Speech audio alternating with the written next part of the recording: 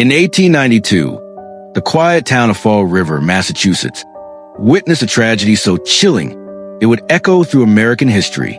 The name Lizzie Borden became a dark legend, etched in children's rhymes, true crime books, and whispered ghost stories. But what really happened inside that house?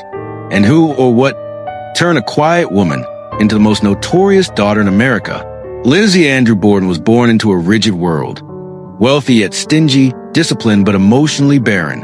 Her father, Andrew Borden, was a successful banker known for his frugality. Despite owning substantial assets, he refused modern conveniences in the house. No indoor plumbing, no gas lighting.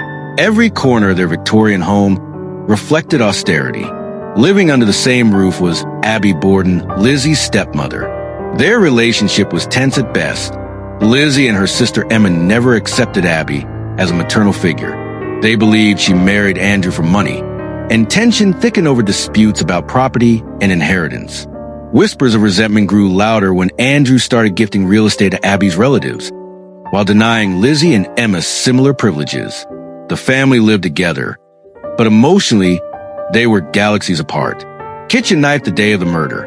August 4th, 1892. A sweltering summer morning. Abby Borden was found in the upstairs guest bedroom, bludgeoned to death with multiple axe strikes. Hours later, Andrew was discovered in the sitting room. His face nearly split in two, blood soaking the floor. The doors were locked. There were no signs of forced entry. The maid, Bridget Sullivan, claimed to have heard nothing. Lizzie said she was in the barn looking for sinkers and eating pears, but her alibi raised eyebrows. Pears? In 100-degree heat? Alone in a barn? While two people were brutally murdered inside. Magnifying glass tilted left suspicion and forensics. Investigators found inconsistencies. Lizzie's calm demeanor. A dress reportedly burned shortly after murders. A hatchet discovered in the basement, with the handle curiously missing. No one saw Lizzie commit the crime, yet no one else had motive or access. There was no blood on her at the time, until much later, when stains were seen on another dress.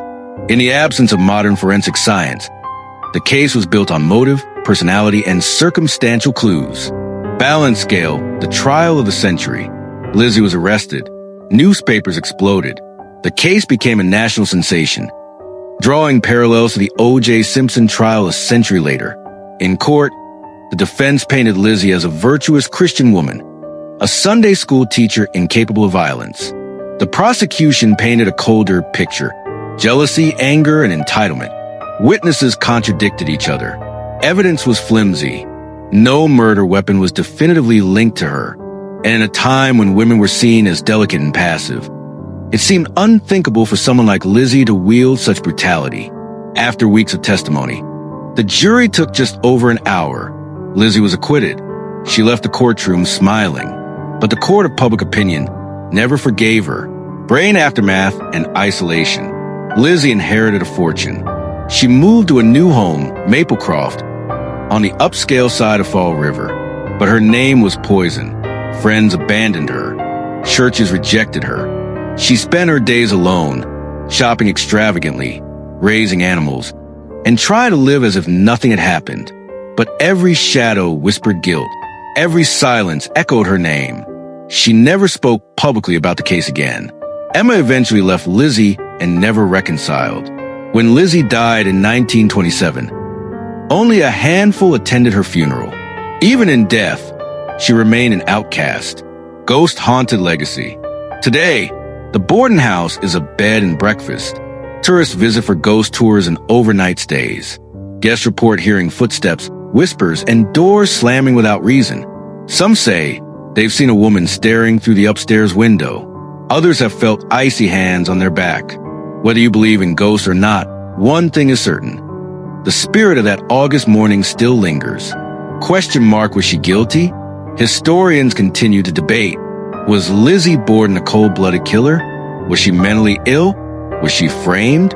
Could someone else, perhaps Bridget the maid or an unknown intruder, have committed the crime? No definitive evidence ever surfaced. No confession was made. Just silence and a rhyme that still chills the spine. Lizzie Borden took an axe, and gave her mother 40 whacks.